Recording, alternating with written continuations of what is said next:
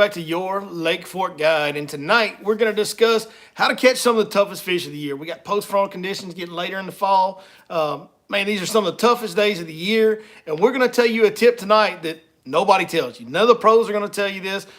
I don't know anybody that's telling this one. We're going to tell you a very cool trick tonight to help you catch fish when it's just one of the toughest days of the year, flat out. So hopefully this will keep you guys catching bass over the winter. So y'all stay tuned for that tonight. We're going to go in depth on what's going on the water, and so much more, as we always do here at Your Lake Fork Guide. Thank y'all for joining us. Cheers, everybody. Let's get it. I apologize. I forgot to bring the music in here tonight. The energy's a little down. Normally we have the I don't know what you call it, somewhere between rock. Sometimes it's rap. Man, we go all over the place with the music selection. Y'all know that. But yeah, my bad on not bringing the music player in here tonight and let's be honest, I'm too lazy to walk back to the house to get it. So that's also going on. There's the fact of me being lazy too. So we got that going. Man, it's been a interesting week. Apologize for not getting the content out last week. That just kind of snuck up on me, and I got tied up with kids' sports and extracurricular activities and all that stuff. And then we had our little baby, our 6-month-old, got sick, and we actually had to go into the hospital for a few days because of her. So me and the wife were separated and displaced, and the baby was at the hospital, and things were a little chaotic. We're all good now. Everybody's back home. Everybody's happy, healthy, living life. So it's all good now. So appreciate any concern if there is any. I'm sure some of you guys are wondering about that, but we're all good now. So thank y'all very much for that. So we've gotten, it's not just like too terribly cold, but look, the mornings are in the 30s. And then around here, that's pretty significant weather-wise. And the water temps are getting down colder, and that's pretty significant as well. So what happens, man, these are absolutely, like, to me, the toughest days of the year in all my experience now, which is quite a bit at this point. I've been doing it for a while. And I know there's guys that have been doing it for 30 years plus, 20 years plus, and, I'm sneaking up on that 10-year mark myself now doing this for a living. So, but anyways, these are the toughest days of the year when you get post-frontal late in the fall. And by late in the fall, I mean basically November, especially middle November. We're just past mid-November now. And when you get post-frontal this time of year, these from now till kind of mid-December, the post-frontal days this time of year, shut them off worse than they do any other time of year. You can make an argument for spring, but in spring, the bite's just so much better overall. It's still not nearly as bad as what happens right now. So what goes on is these fish have been feeding pretty hard since late September, basically. They feed like crazy in October. They'll feed like crazy in November on the other side of these fronts. So not only have they been feeding for 2 months almost at this point, but they've also been feeding leading up to this front that you get. And they feed really hard pretty much the days leading up to that most of the time. So because once you're not in post-frontal conditions, you're still in the fall feeding period right now. But what happens is you don't really have that pre-spawn drive. So like if you get post-frontal in January, well, you still have females that are really, really pregnant, and they have to eat a little bit anyway. So no matter how cold the water temp gets, no matter how drastic the post-frontal is, you can find a way to make fish bite a little better in January most days because you got some pregnant fish in the lake that are needing to eat no matter what the weather's doing. I got a 6-month-old baby. If you've ever had a pregnant wife in the house, you probably have some idea what we're talking about right there. But in November, there's not that urge. There's not that pre-spawn urge to feed. They've been feeding for a prolonged period of time. So fish never flip the script on you and shut down any harder than they do right now on post-frontal days. It makes things difficult. And here's the deal that we're going to talk about tonight. I'll kind of explain it a little bit here, but the way to catch fish when it's post-frontal is to go extreme. You can go extreme 2 different directions. You can go extremely finesse, or you can go extremely reactive. Now, the secret tip that nobody talks about is the reactive side. So extremely finesse, let's cover that first real quick. That's kind of the standard operating procedure. When things get tough, we're going to go finesse. We're going to slow way down with our presentations. We're going to downsize our line, downsize our baits. Drop shots are a great way to go catch fish right now. It's just a grind. You're not going to get many bites, you know, all that kind of stuff. But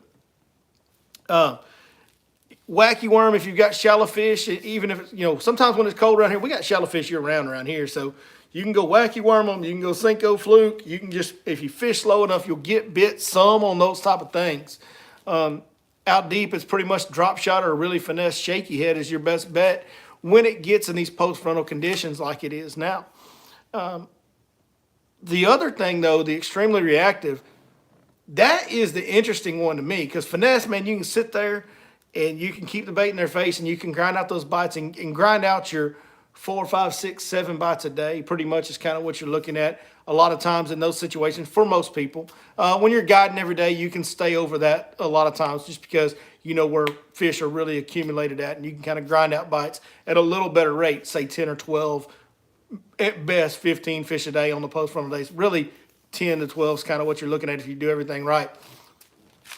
So that is one way to do it, and it's kind of the safe bet. But the one that I like and the one that intrigues me, and you know what's funny, we may talk about this a little later in the live stream, but I've been doing a lot of thinking and reflecting lately about some things that have given me trouble off the water in my life. And one thing that I've come to realize here recently about myself is pride, man. Pride has been like my biggest issue in my life. Too much pride. And read the book, the best book ever. It'll tell you all about it. It'll get you. And it's gotten me a lot. And this maybe kind of falls into that, but man, I like to fish power fishing techniques. I'm a winder. I like to wind baits. There's a couple reasons I like to do that. One may just be my ego and my pride. That very well may be part of this, okay? But I'll tell you this. I believe that you get a much bigger bite on average if you get a reaction bite. And that's why going extremely reactive in these post-frontal conditions intrigues me.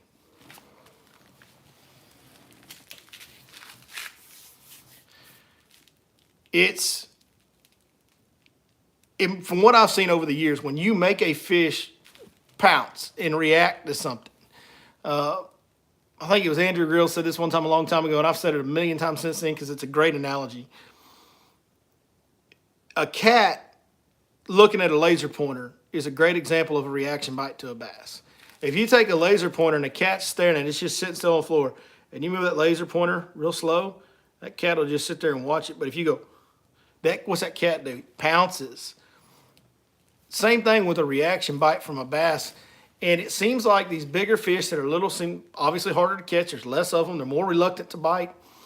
You catch more of those by reaction bites than you do by begging bites. Now, you do catch the big ones by being very finesse and keeping a bait in their face a long time. Like, there's plenty of guys that catch. I mean, look at the dudes that catch giants on crappie jigs this time of year. So that's a thing, too. But more consistently, like every day, day in, day out, consistently, how am I going to catch bigger fish?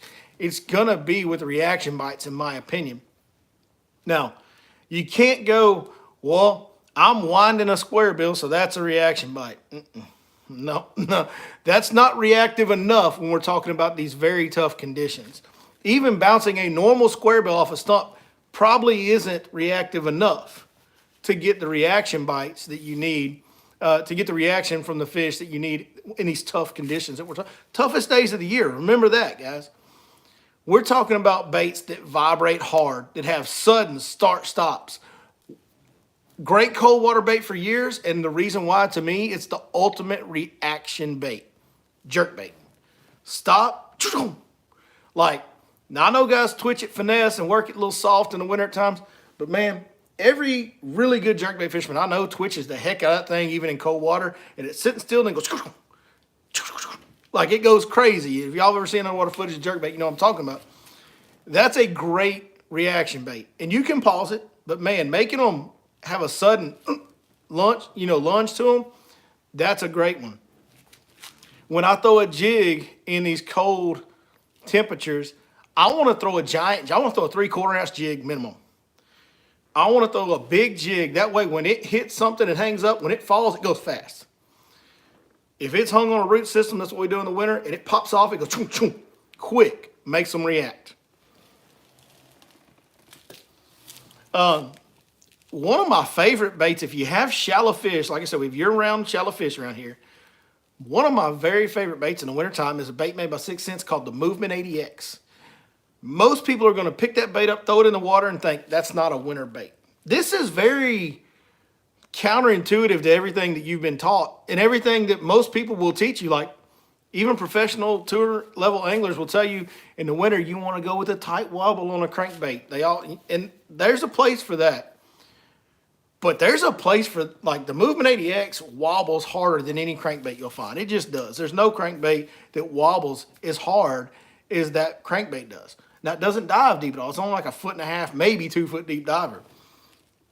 But because of how hard it wobbles, when it hits a stump or a dock piling or anything hard, man, it bounces off of that so hard because of how hard the head's shaking back and forth, how wide the head shake is. It's hitting that hard thing with more speed and momentum and bounces it further off. I've literally watched my line be coming like this, and it hits something, it goes, and my line jumps over.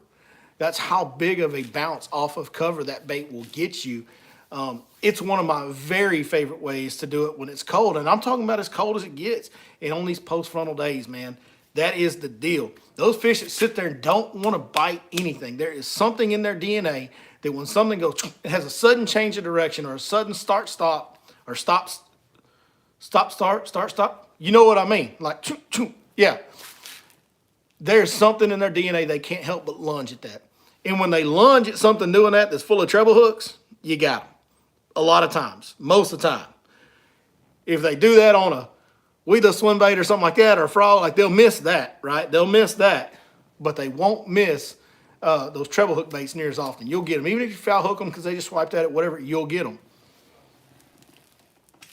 Another bait that's great for this, we've been talking about a lot lately, I love them in the fall, glide baits. You can make glide baits go slow, pause, you make them freak out. You can make glide baits do stop starts and twitches to the sides, and you can impart action on glide baits that create these same type of reactions that we're talking about.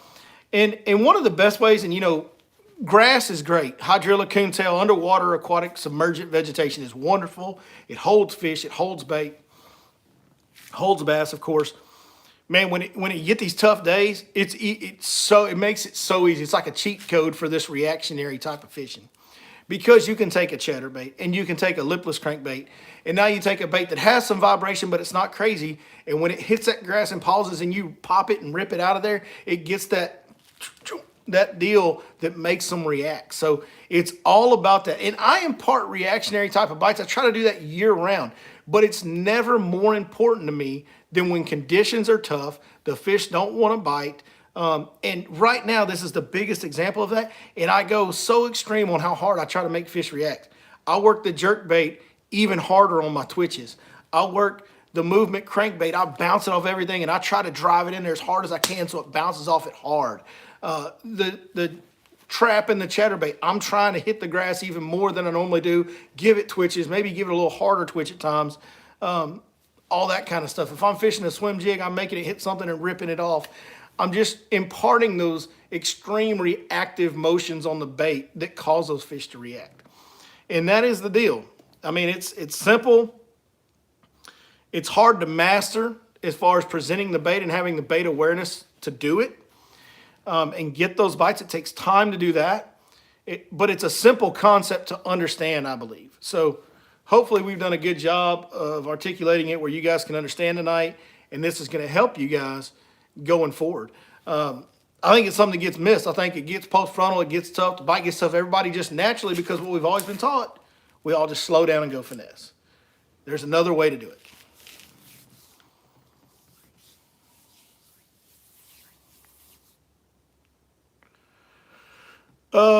Chris Curtis says he has a question. Well, no better time to ask it than now, brother. Go ahead and shoot.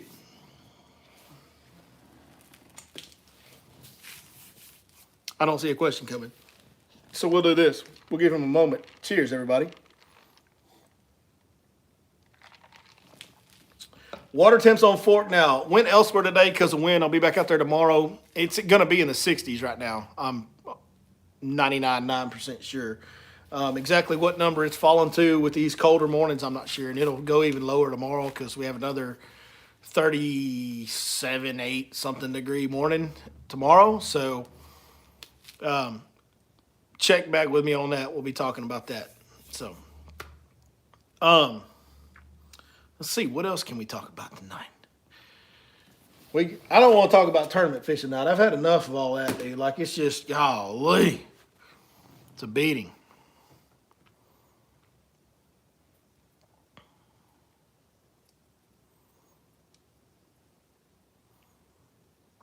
On a rock bank, what would I do on a rock bank / dock style lake right now? Well, crank. I mean, I'd crank. Yeah, I'd crank. Like, get those deflections. That'd probably be the number one thing I would do. That would be great. You know, and when we're not so much like on these post-frontal days, Alabama rig can be good, right? If you're live scoping jerkbait and glide baits, right now, if you're a live scoper, jerkbait and glide bait's what you do. It's what you do. It's the way to go. If you're live scoping, for sure. But Alabama rig on the non-post-frontal days can be really good with scoping. It can be really good to just throw around and fish as well. If you're in a state or a tournament that doesn't allow that, then obviously that eliminates that. But, man, if you're talking about dock fishing and shallow rock fishing, I think cranking's the way to go. Just make sure you're hitting those rocks and pilings as much as possible to get those deflections.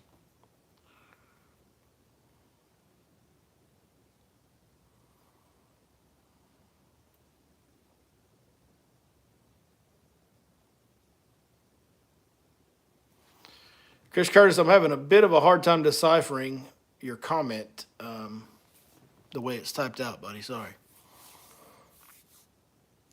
Kyle Hopkins says he doesn't think he would have figured out the big bait bite in the fall unless I just decided to throw the glide around just for kicks and giggles. And he says all of a sudden I'm pulling bass out of nowhere. So, yeah, I mean, bro, literally the first glide bait fish I ever caught in my life when I was first trying to figure out glide baits, I had tossed it. I'd thrown it out there a little bit. I reeled it back to the boat. I was watching it in the water and twitching it different ways just to see how the glide bait moved when I twitched it a certain way, and was just doing random different things with it. One came up and ate it right at the boat. I mean, it was a big one. So, yeah, the glide bait is a crazy bait. You have to experiment with it because you can impart so many different things on a glide bait to trigger a bite. So you really have to commit to it, spend some time with it in your hands, and explore different ways to trigger bites.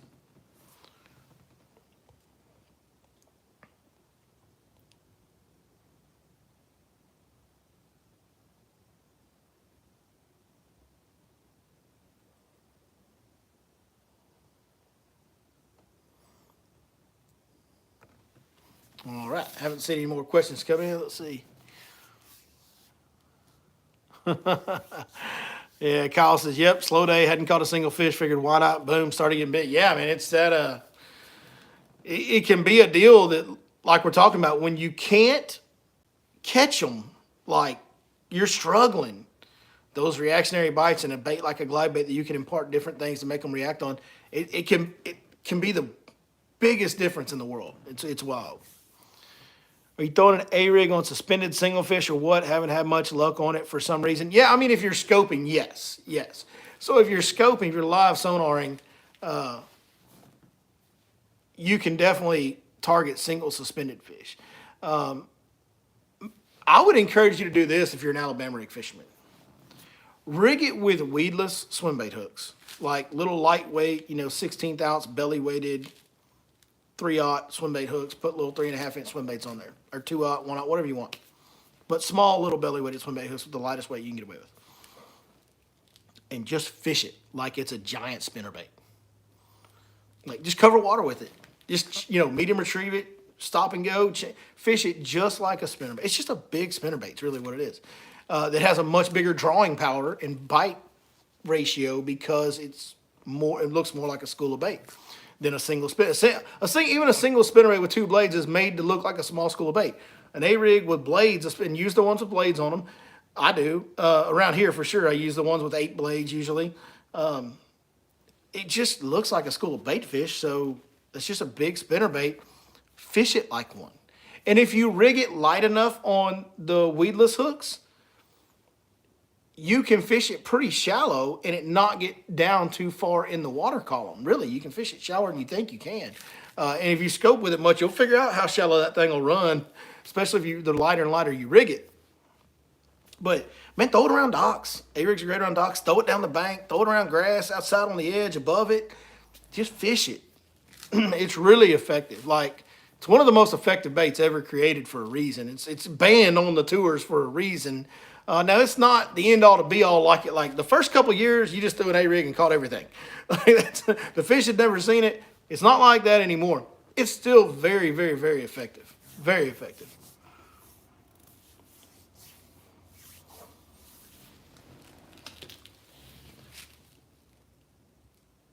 Car outside. Thought they were stopping in my driveway, but they rolled past.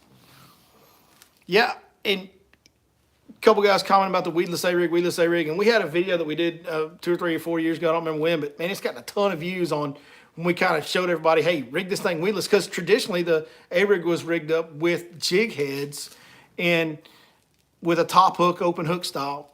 And when you rig it weedless, you know, you can fish it like a normal bait. You'd be amazed how weedless it is.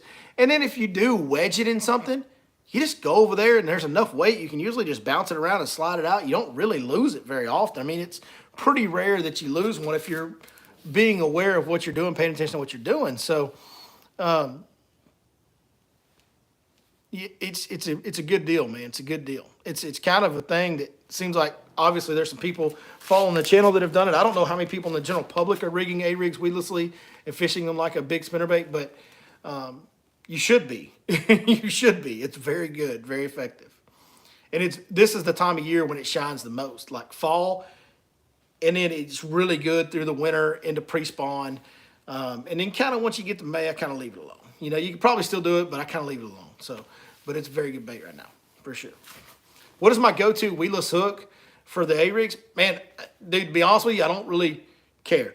It's the one that's 3/0 or smaller and has the lightest weight on the shank that I can find.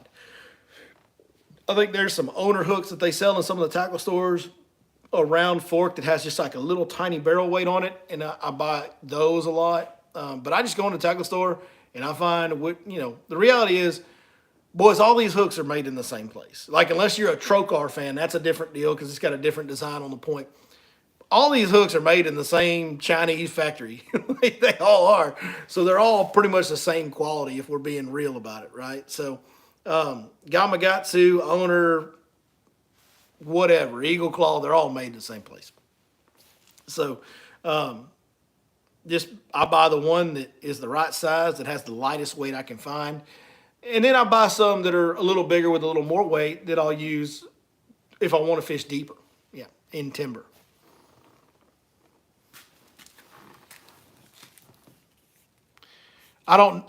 He doesn't know if I could answer his question. Well, you can ask me. I'll try to answer it. I may not be able to answer it.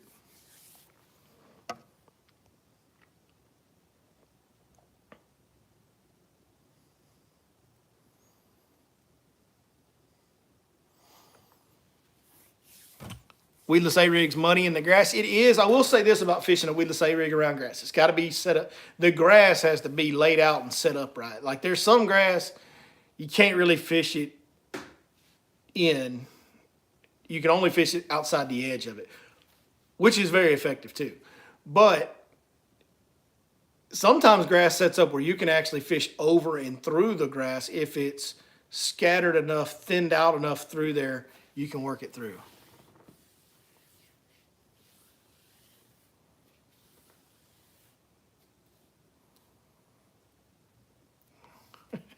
Chris Curtis says, my question is, do you know that I build my own divorce how I want to? I don't want any part of that question. I will tell you that. I want zero part of that question, brother. You're right. I don't want to answer that.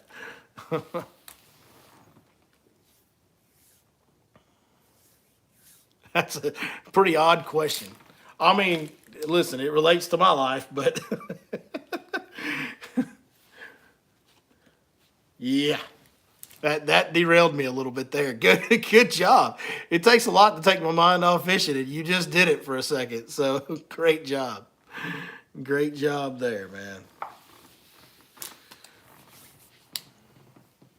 All right, y'all keep asking me some questions. Those questions have been good.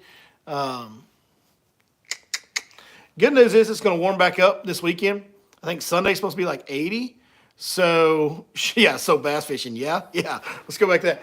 Weather should warm up, be 80 Sunday. Should be good. Should be good. So, that's going to go back to where you can just kind of go around throwing a little swim bait, throwing a chatterbait, just kind of fishing. Just focusing on the shad chasers, things like that. We did a little tip video, a little short video a week or two ago. If you're a Texas rig guy, if you're a dauber guy that likes to flip and pitch and daub around, man, throw a straight tail worm, even if it's on a Texas rig. If you throw a quarter ounce Texas rig, put a trick worm on there, put a Senko on there. You'd be amazed how many more bites you get on a straight tail worm this year than a creature bait or a crawl or a ribbon tail worm. You get a lot of bites on a straight tail worm this time of year.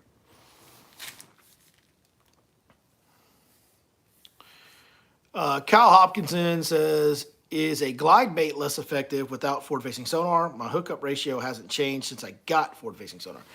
The only reason it's less effective is you don't have that confidence of I'm throwing at a fish. So I feel like, forward-facing sonar obviously makes you a better fisherman if you use it and can control the boat and control your bait and your casting angles and you're accurate. And, once you've kind of become a little bit of skilled with forward-facing sonar, it definitely makes you more effective because you're always putting the bait in front of a fish every cast. And if you're not, you're doing it wrong, right? So, forward-facing sonar does make you better. The glide bait's not any more effective, though. When you get the glide bait in front of a fish, if you make it do the tricks, it still has the same effectiveness. I think the big advantage of forward-facing sonar is, I'm always in front of a fish, so that's going to increase the percentage of my chance of getting a bite. And then I can also see what's making that fish turn around and come follow my bait. I can see that if I gas it and make it shoot forward, the fish chases it. Or if I pause it and twitch it 2 times, that fish swirled at it. Like, you can see all of that on forward-facing sonar, and when you're doing it without forward-facing sonar, you're just imagining and hoping that there's a fish doing that. And so I think, forward-facing sonar, it probably is more effective with forward-facing sonar because obviously you can see the reactions of the fish and make sure you're presenting it to one.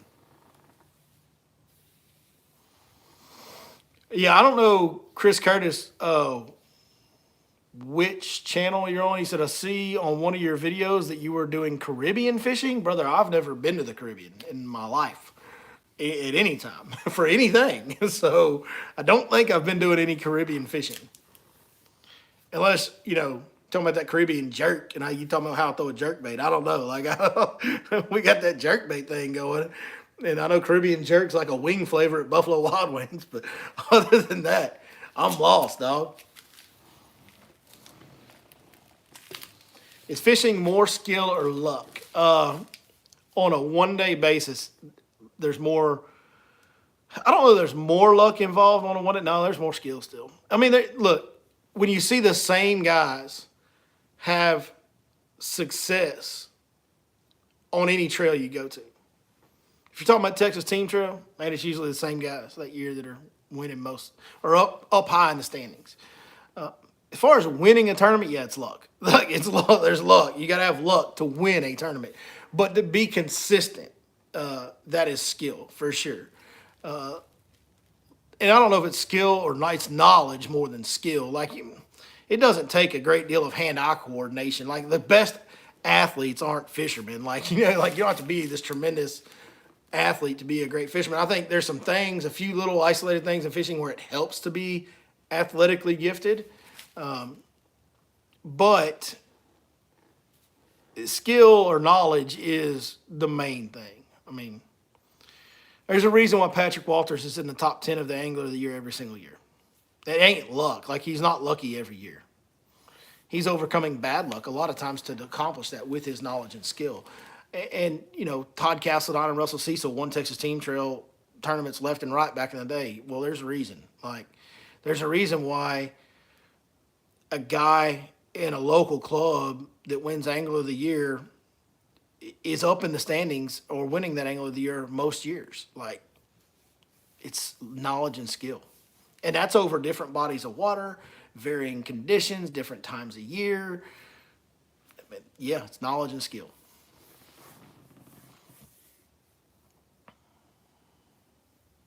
Biggest issue with the glide bait is getting them to commit. Yeah, regardless of forward facing sonar or not. Yep, that's right. Follow to the boat, won't crush it like I've seen them do on occasion, which explains my addiction. Yeah. So that's part of it. With big baits in general, A-rig's kind of similar. You get a lot of followers. And making them commit to bite it. And that's where, talking about skill, that's where the skill comes in, is imparting action on that bait to trigger the reaction in the bite. They follow those big baits, whether it's a big paddle tail or a big live bait, they'll follow them a lot more than any other bait. And they'll follow an A-rig a lot. But what you don't realize is, man, if you knew, like, especially with live sonar, like having the knowledge of being on the water all the time and kind of recognizing what's what on that thing, like how many fish are in a given area that you're randomly presenting your bait to? Like when you're not looking at forward facing, you're presenting your bait to so many fish that just aren't reacting to it all the time. And they're coming and looking at your bait because they're curious. I mean, look at when you sight fish and you got a fish that'll come look at your bait for an hour and never bite it. How many times that fish come over, he reacted, he looked, he paid attention right there on your bait, and he doesn't bite it. I mean, that happens when they're not on the bed too. Like they're watching your stuff and following it and checking it out. They may not follow it all the way to the boat like they do with the big baits. They don't follow it as much, but that's happening a lot more than you realize.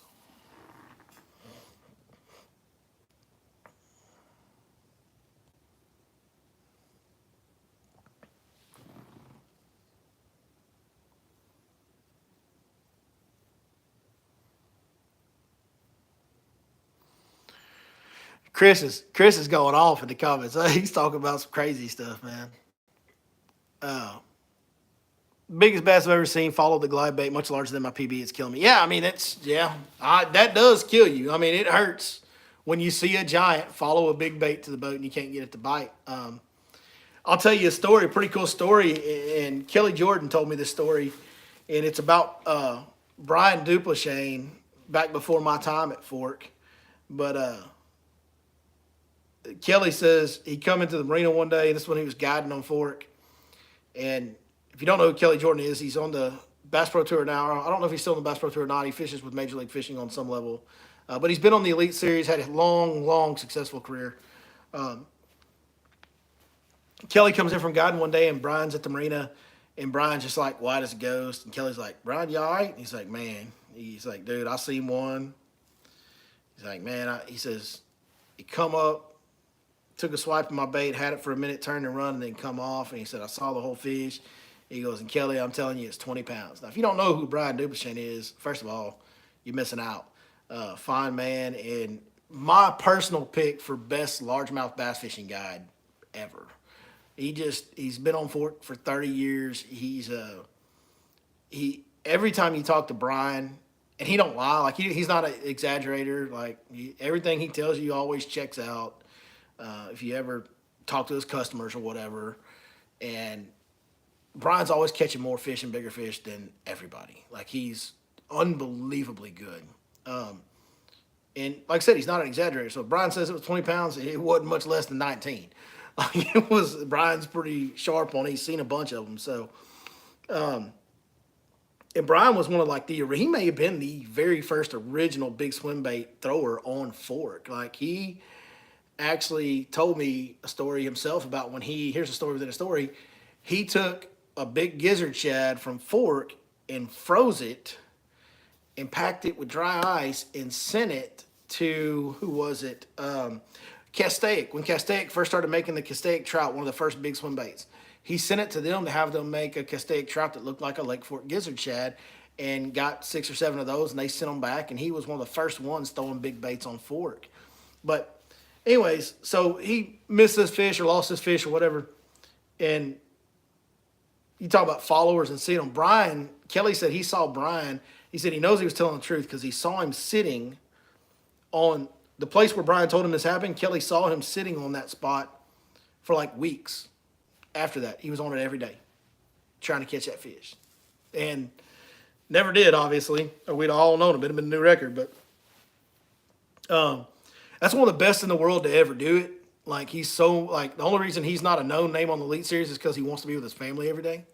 Like he's an unbelievable talent in the bass fishing world all time, and in my opinion, and it happened to him. And I just tell you that story to tell you, dude, that's part of that big bait game. Like it happens to us all. Don't matter how good you are, that giant that follows, that giant that takes a bite and doesn't get the bait good, takes a swipe at it.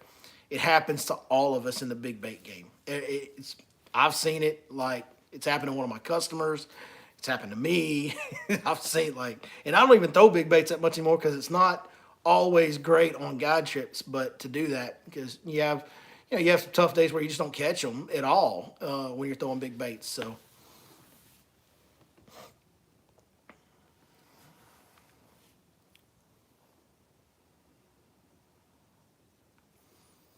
Had a lot of fish to follow a swim bait to the boat and just stare at you. Yeah. Yeah, it seems like, anything in that swim bait category gets their attention on the follows. The chatterbait, they'll do it too some. And spinnerbait, yeah. Even the little weedless swim baits, like anything in that kind of swim bait type of, we're going to wind it, it looks like a bait fish category, they'll follow, but nothing to the extent of the bigger swim baits. They follow those more than anything.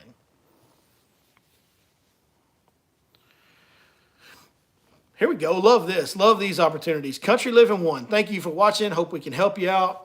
Follow what we do over the years. And, man, we will try to help you every way we can. New fisherman here. How should I fish a creature bait like a lizard or like a brush hog or something like that? And when should I throw it? Well, I would say the only bad time, or the time I would say, it's not even necessarily a bad time, but the only time I would back away from throwing creature baits as much is when it's 40-degree water, like 45-degree water, 48-degree water. It just tends, those skinny appendages on the plastic tend to stiffen up a little bit, not have the same action, and they just don't get bit as good. So as far as when to throw it, it's anytime. It's a great bait for a beginner. It's probably the best bait for a beginner.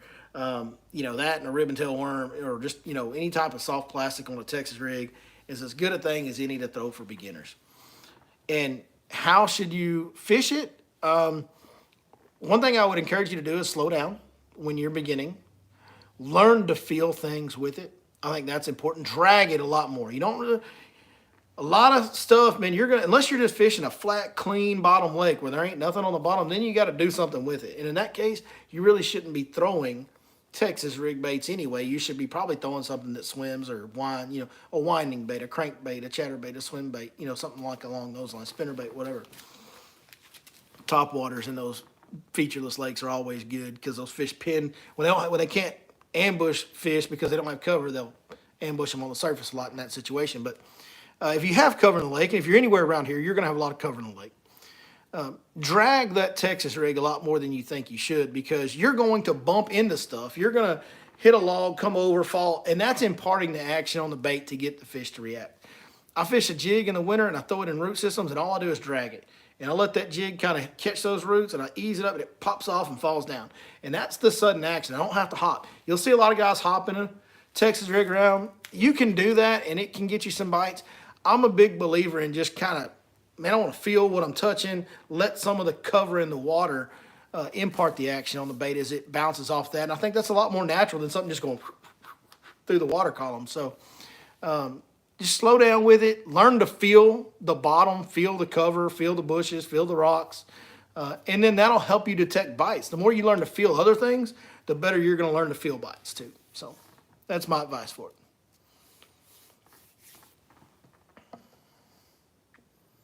Did the lake level come up? No, the lake level did not come up. If it did, it wasn't much. We've been so dry that a lot of other things have got to fill up before we start getting good runoff.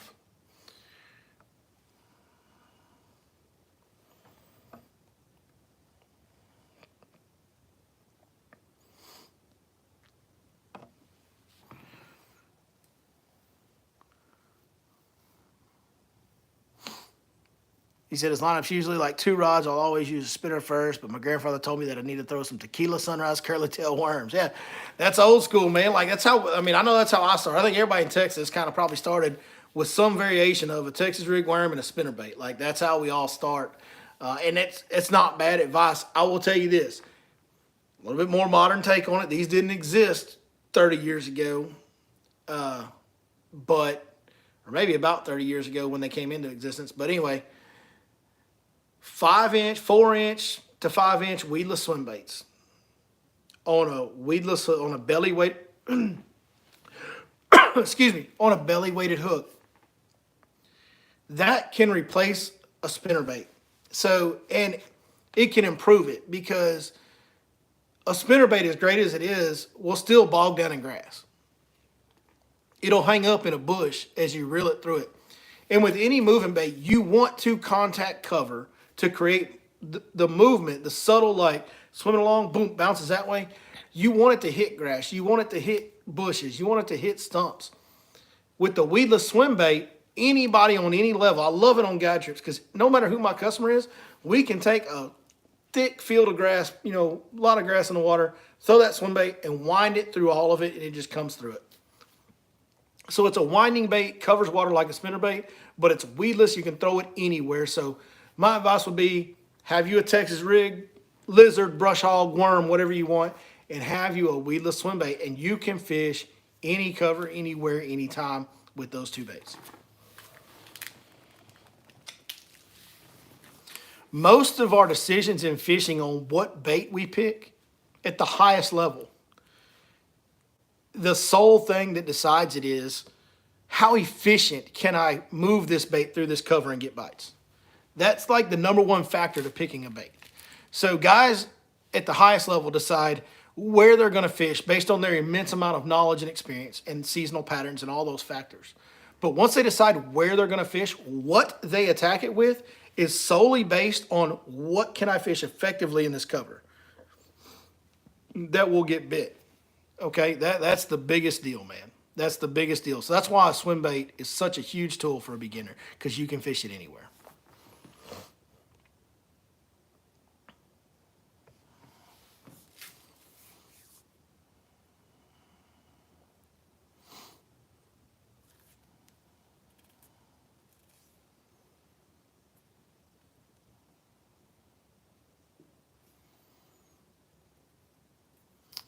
Let's see. Up north, I would use fluorocarbon all the time. Does using braid only limit bites that much at fork, or is a fluorocarbon or at least a leader mandatory for certain rigs? So the difference in using fluorocarbon and braid for me has, absolutely nothing to do with the visibility of the line.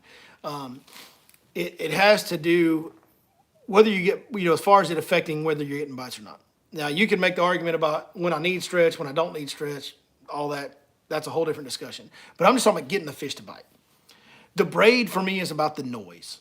So the noise it makes coming through your guides, it makes that noise underwater if you touch anything. If you touch wood, if you touch brush, if you touch grass, your braid makes noise.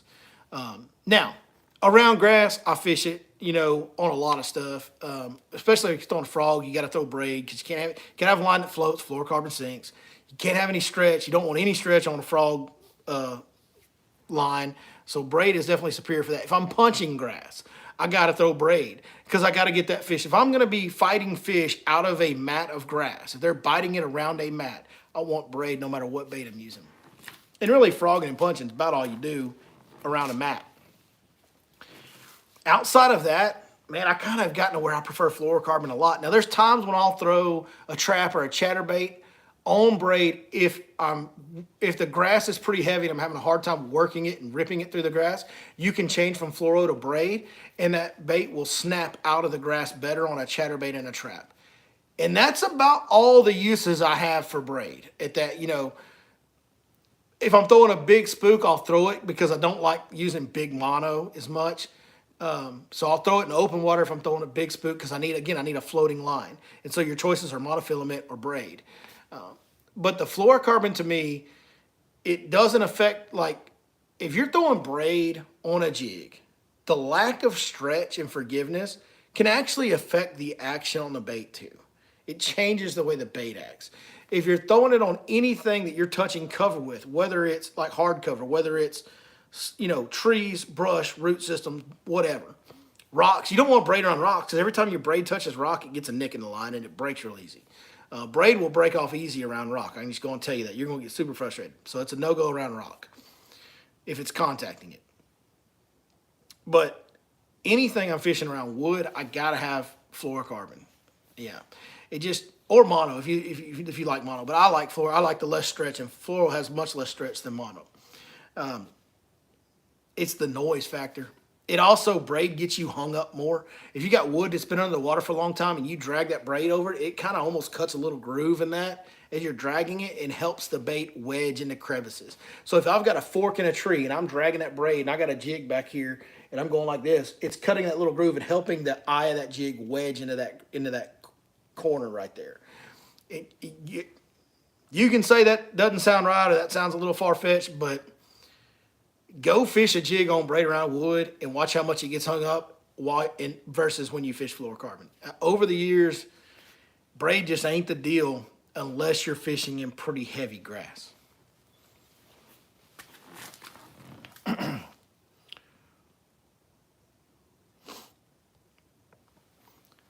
Tyler says it's on his bucket list to get at least a 6 out of fork with you as my guide. Where can I book? Well, you can call me or text me. Don't do it right now because I'm on live stream on the same phone, but you can call me or message me at 903-519-1542.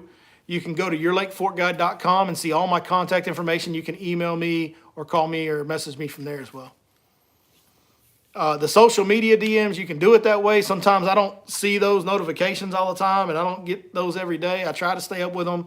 But Instagram, man, I may not get on Instagram for a week sometimes. So, like, if you're sending me DMs on a social platform and I don't get it right away, I will get to it eventually. But if you want to get in touch with me faster, you can always do it directly through the website by the contact information on there. And the website's yourlakeforkguide.com.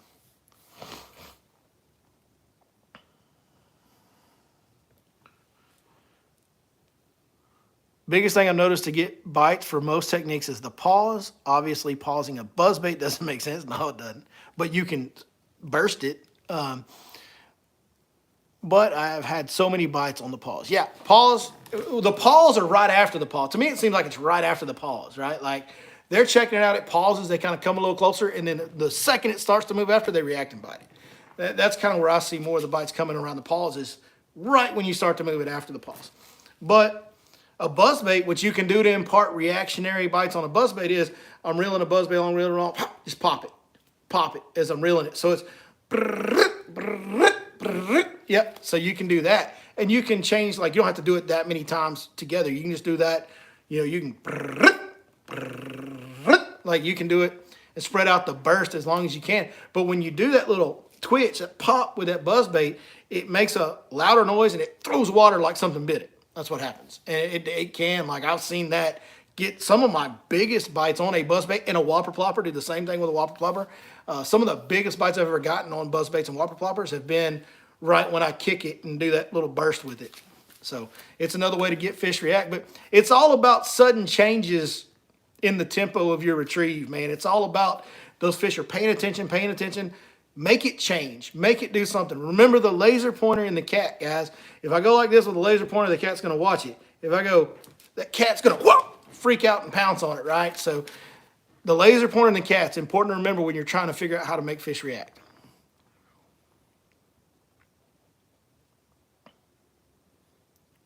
What is my favorite soft plastic color? Okay, so color is the least important decision you're going to make when it comes to picking your bait. So let's just put that out there first. Like size of bait, depth of presentation, how deep can I fish this bait, where the fish located at, how I present it, action style, all that matters much more in bait selection than the color. The color does matter, but everybody I know that does it for a living, that has a lot of experience and makes pays their bills fishing, they are not picky about colors and they keep it basic. I want black and blue. I want green pumpkin. I want watermelon with some sparkle. Well, whatever different sparkle you like. If it's watermelon red, it's watermelon. If it's watermelon purple, if it's watermelon candy, just watermelon with sparkle, green pumpkin, black and blue, and something that looks like a shad, white, silver, gray, something like that. That's your colors on everything, like everything that you do. Those are basically the 4 color spectrums you need, because the greens cover the brim colors, right? And the crawfish colors. And then red's the other one that kind of is a south thing, is, you know, the red worms, plum apples, the crawfish red and orange colored traps, things like that.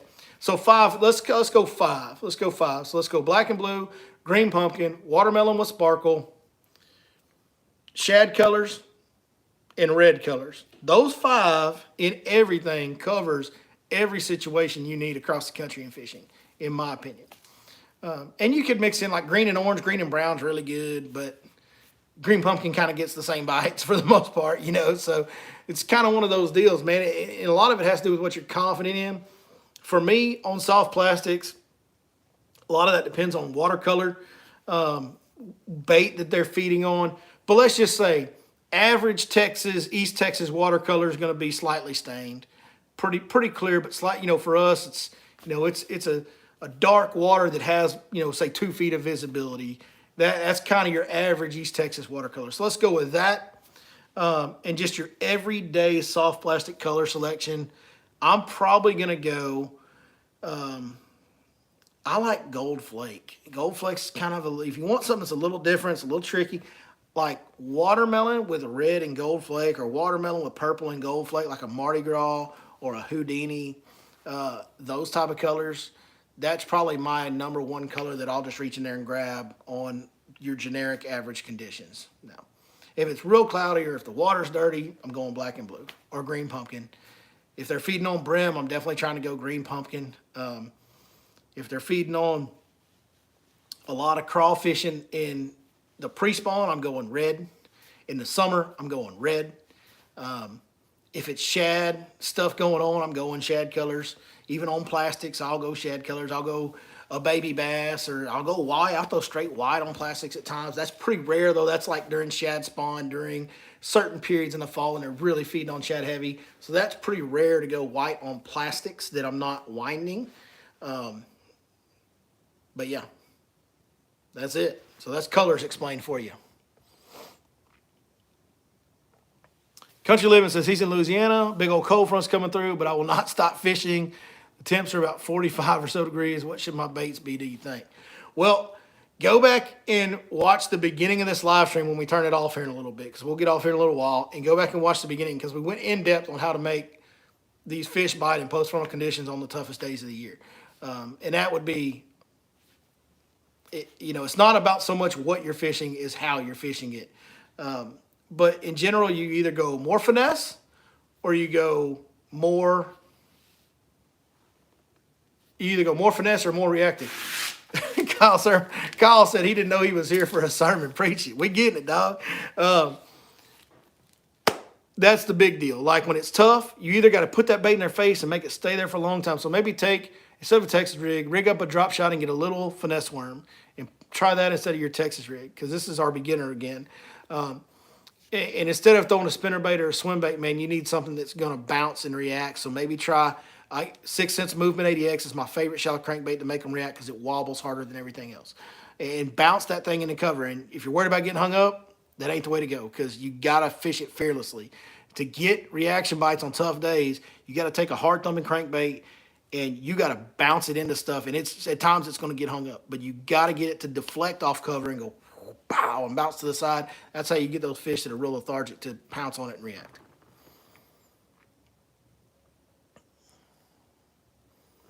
Do you find any bass dead sticking? Yeah, I mean, look, you can. It's just, how can you ever be consistent in a fish at dead sticking?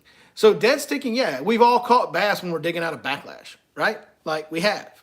At one time, I caught like a just under 10 pounder that stayed my personal best for years until I caught a 10 pounder a long time ago now, because I was fishing a worm and I'd made a cast and my wife called and I pulled my phone out of my pocket and I was talking to my wife and I was just pushed the button and stripped some line out. I was just sitting there with an open bail on my bait caster talking on the phone, and all of a sudden my line started running away from me. I said, hey, I got to go. And I hung the phone up, set the hook. It's the biggest bass I'd ever caught. So dead sticking has caught us all bass before. Here's the problem with going out and targeting fish by dead sticking. If you're wrong, you're going to waste a lot of time.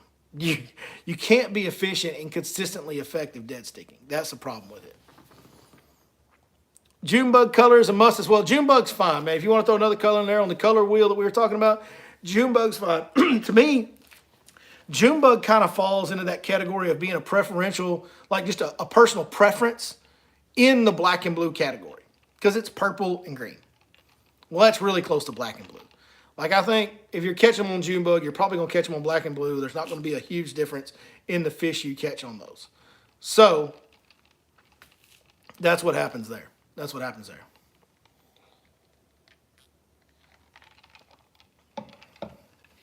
Yeah. Then somebody made a comment. A friend of mine said, every time I stop to light a smoke, I get a hit. The fish are telling you something. Yeah, I mean, you do have to listen to the fish. And if that's happening, you do need to slow down. I don't know that I'm going to full dead sticking, but I will slow down in that situation. What is going on here with this big pink comment? Let me see. I think Kyle Hopkinson just donated $50 to the channel, which is amazing. That is very, very much. I can't thank you enough for that. He said, learned so much from you over the years. Every trip to Lake Fork, I use Fish Life. Thanks for all the entertainment and informative content. Hope to meet you one day. Man, let me know when you're coming. If I'm going to be there, we'll meet up and shake hands. Dude, I appreciate that so much. Thank you so much, Kyle. Doug R. One of the best fishermen. Most of you guys have no idea who he is. He's legit. Square bill, fast. Yeah, dude, like, that's it. Post frontal, shallow diving crankbait, fast. Something you have confident that will deflect off cover good and fish it harder and faster than you normally do. That's counterintuitive to post frontal techniques for most people. And what pros will tell you and books will tell you and all that. They're all going to tell you slow down, tight wobble. No, get a hard wobbling shallow crankbait and burn that sucker and make it bang into stuff hard as you can. That's how you get the reaction bites. 100% right. Yeah, and Doug adds this. This is a good point we haven't mentioned tonight. The best part of getting one to react when they are not wanting to eat is if they're in a school, the whole school will want to eat. It'll fire the school. That's true. They're just sitting there like, I don't know if y'all saw the thumbnail tonight. That's not even a largemouth bass. I don't even know what that is. I looked up grumpy bass images and stole that to use a screenshot. But those bass are just sitting down there with their eyes crossed and their lip tucked in like they don't want to do nothing in post-frontal conditions, especially this time of year. It's like the worst days of the year. But when they're sitting there in a group, as they often do in post-frontal conditions, they pull out, condense down in a little deeper water, and they just sit there. And when you get one of them to pounce, it's like your kids, if you got two kids and they're in the room playing and nobody has ice cream, nobody's thinking about ice cream. Walk in there and hand one of them ice cream. I bet you the other one wants ice cream. Like, that's what happens to these bass. When one of them all of a sudden triggers and feeds, the rest of them are like, oh, what do I do? What do I do? That's why you see a whole school follow a fish to the boat. Most of them don't know he's got a bait hanging out of his mouth. Sometimes they'll try to steal it from him. But most of them are just chasing him like, hey, where's the food? What's going on? Like, they're looking to eat now. And Doug's absolutely right. That's another good point.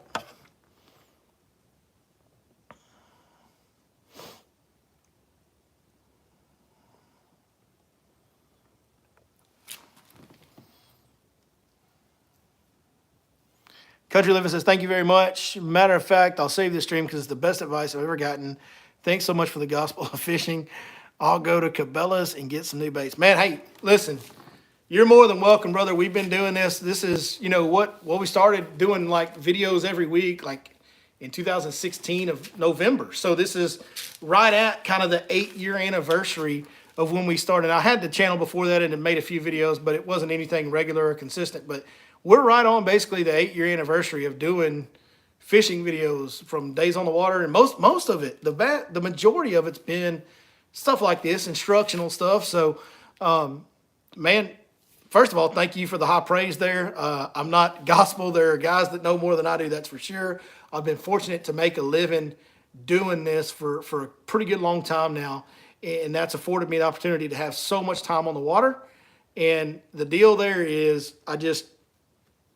I'm grateful, man. I'm grateful that I've gotten to do it, and I want to help you guys as much as I can. So we do a lot of this here. If you're just finding this channel there, Country Living, man, come back, stay with us. We do a lot of this. So most of the stuff on this channel, sometimes we get a little off track and get talking about politics or whatever else, but most of the stuff on this channel is about loving our fellow man and helping each other catch fish. It's what it's been from 8 years ago. So here we go. Uh-oh.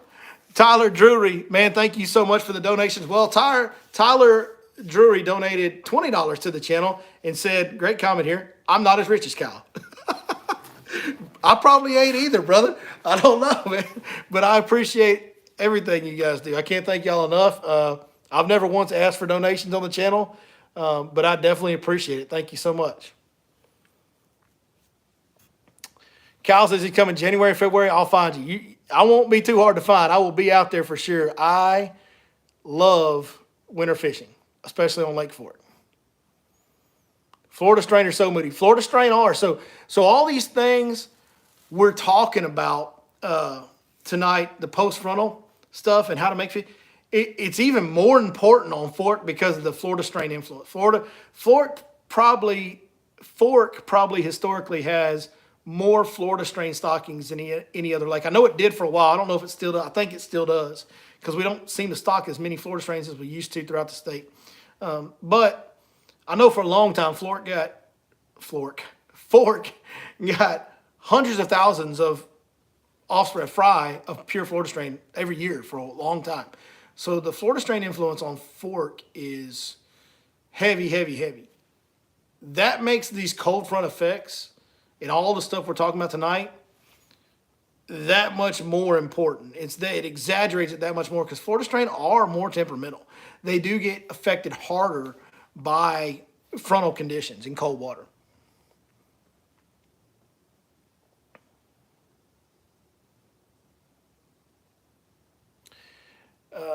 Doug says the year we won Mad Dog Moore, it was post-frontal in September, and we caught 60 to 70 fish off one clay point on a moving bait in 2 hours or so.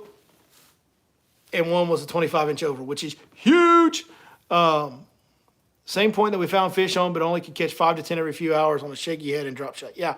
So the deal there that I would say is we've gotten to the time of year now where the post-frontal conditions hit the fish harder now, in my opinion, Doug.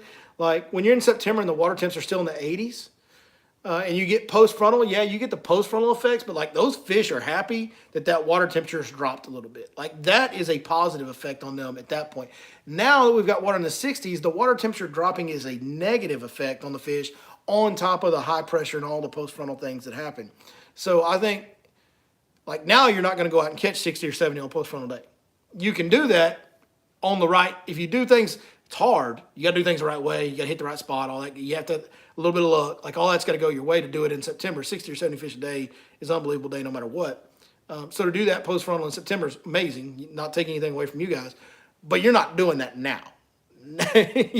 Now that's not what's going to happen. So same principles apply. It just now there's a lot of dudes going out there catching a 0-1-2 day and doing the things we talked about early in this live stream tonight will give you a 10 to 15 fish day. It's kind of what I see happening.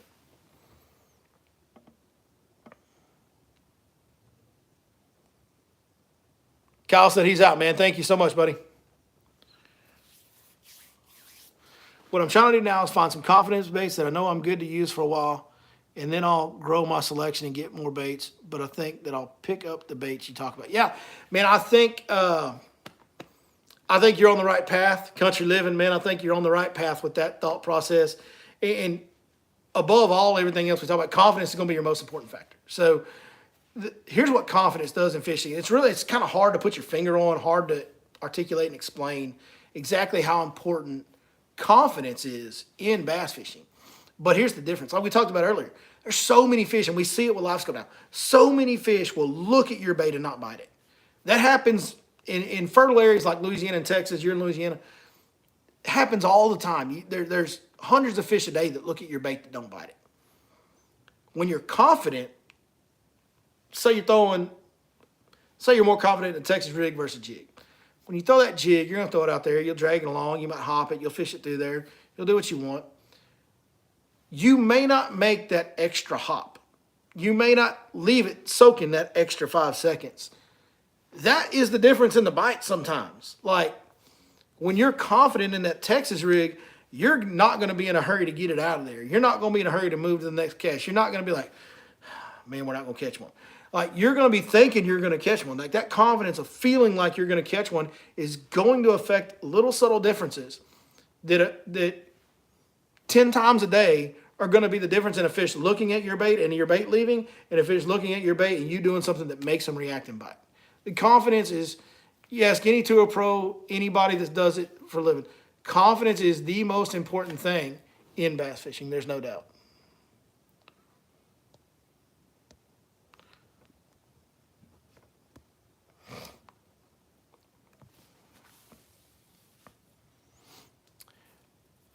Tyler Drury said he did the kayak tournament on Fork this past weekend, and boy, it was tough for me. I could not get any big bites.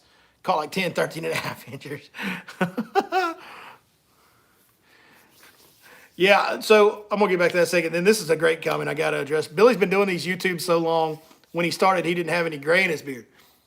That is very true. That is very true. There's a lot. There wasn't any gray when I started. You're right. You're right. The kayak tournament. So I had a couple of guys that booked consultations with me before the kayak tournament. We'll explain what those are in a minute. But and I heard from after practice, and it definitely seemed to get pretty tough on you guys during that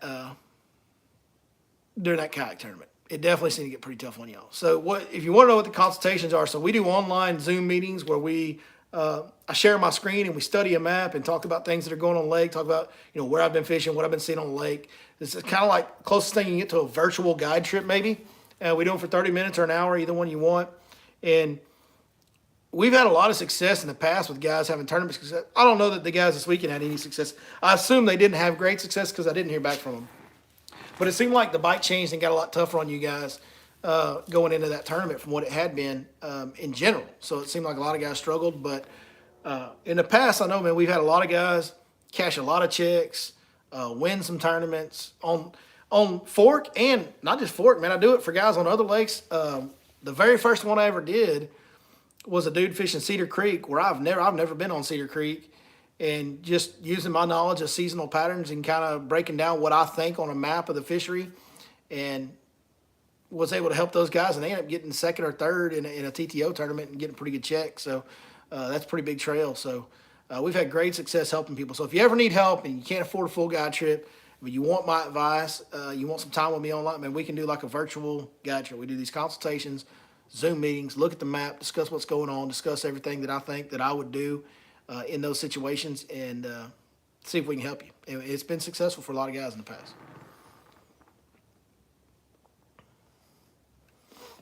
Seeing otters in Birch Creek, the 514 bridge, are they bad for fishery? No.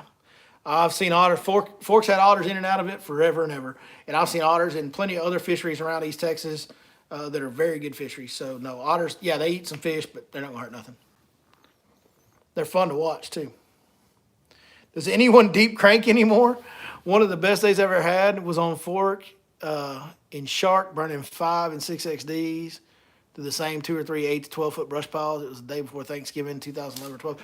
I know a lot of people do it in May and June, and even like July and August, some people still do it. I don't think a lot of people do it this time of year. But deep cranking, I think with, a lot of the offshore guys are now scopers. And with a crankbait, if you pause it, it floats up pretty quick. The deep crankbaits float up pretty quick, most of them. That's kind of a trait they build into them to help them. If you get hung up, it helps it back out and float up if you snag something.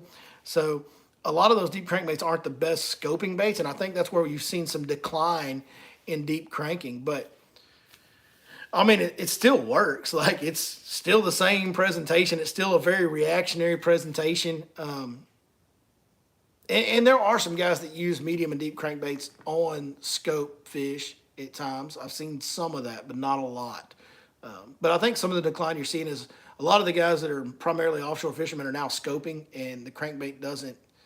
It's not always effective for scope fish unless they're biting a pretty fast-moving bait.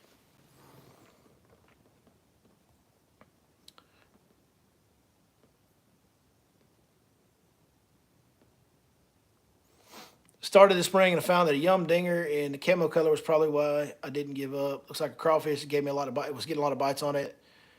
It was really fun color. It's green, red, and yellow. Yeah, that's a crazy color. But man, if it's, first of all, Cinco's a great bait. Like, and you've stated you're a beginner.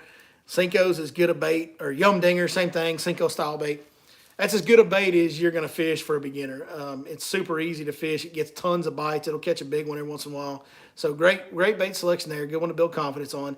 And the camo color, look, it's not going to work everywhere. Like there's going to be other colors that are going to work better in other places.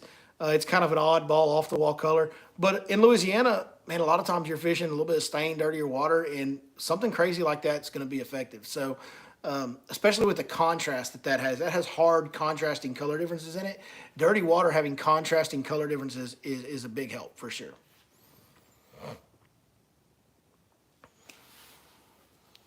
Doug says the deep cranking used to be such a good late fall, early winter pattern for me at Fork. Yeah, a lot of guys used to do it. That and the 1.5 ounce spinnerbait, the big spinnerbaits, yeah. In 6 to 12 foot water, and even deeper at times, the big spinnerbaits out deeper at times on the old road beds and such like that. It was effective back in the day.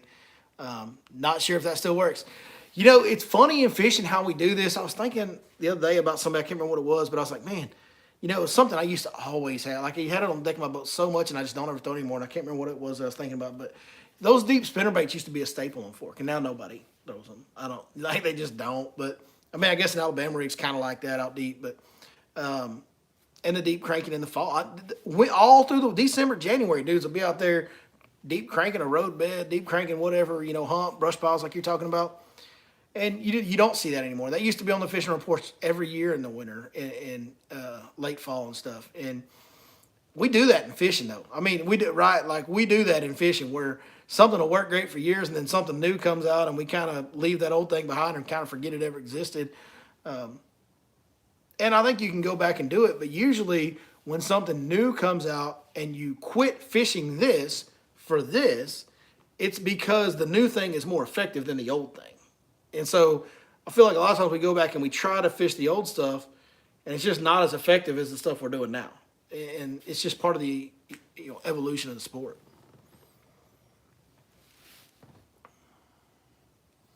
Our kayak angler says practice was great for him. I think the weather changed overnight or something. You're the best, man. Thank you for helping me with all my questions, man. No problem. No, you guys are the best, man. You guys are the best.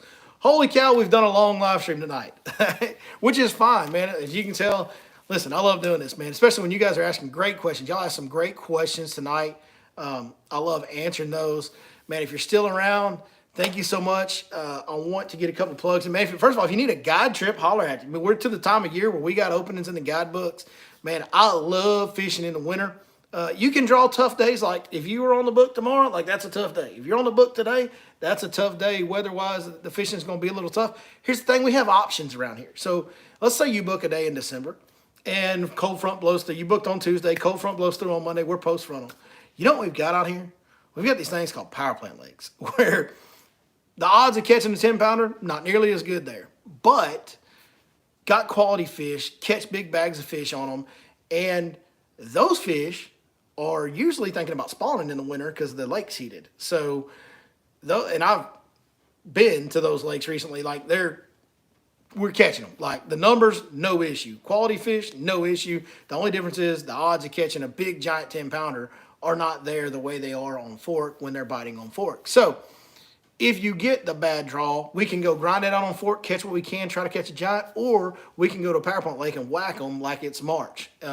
So we have options to deal with the weather. That's part of what you do as a fishing guide over the years. You try to come up with whatever you can to make sure that customer gets what they want on whatever day they book. That's our job. It's our job no matter what the weather does other than lightning and crazy, crazy winds, which have to be extremely crazy around here.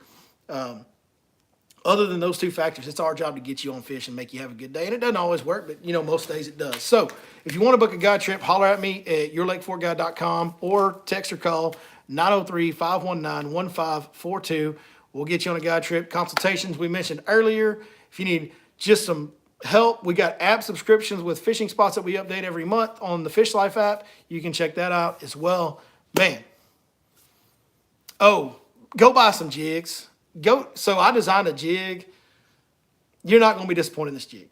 I promise you that. Like, you're going to fish this jig. It's going to come through cover better than anything you've ever had. The head design is the best head design on the jig. I designed it that way. Of course, I think it's the best. But I took all the, like, y'all don't understand. I've thrown a jig through some of the nastiest cover you can throw a jig through for years and years now. I love fishing a jig. When I designed the head of this jig, I designed it to come through that cover better than everything else you've ever fished, while still hooking the fish in the top part of the mouth the majority of the time. So it's BassAmigosFishing.com is where the jig is. It's called the Versa Jig. You'll find it there. It's the first product that Bass Amigos Fishing has released. It's a brand new company that I'm part of. So go check that out, BassAmigosFishing.com. Order you some jigs. 3/4 ounce jigs are the only ones we have in inventory at this moment, but that's the one you need for winter anyway. Go get those. It's about to be December. We're about to put that jig in our hand until March. So you definitely want to go get those right now before we sell those out. Because once I start catching fish on camera on that jig, those jigs are going to disappear real quick. So go get some now. BassAmigosFishing.com. Best jig you'll ever fish. Appreciate you guys.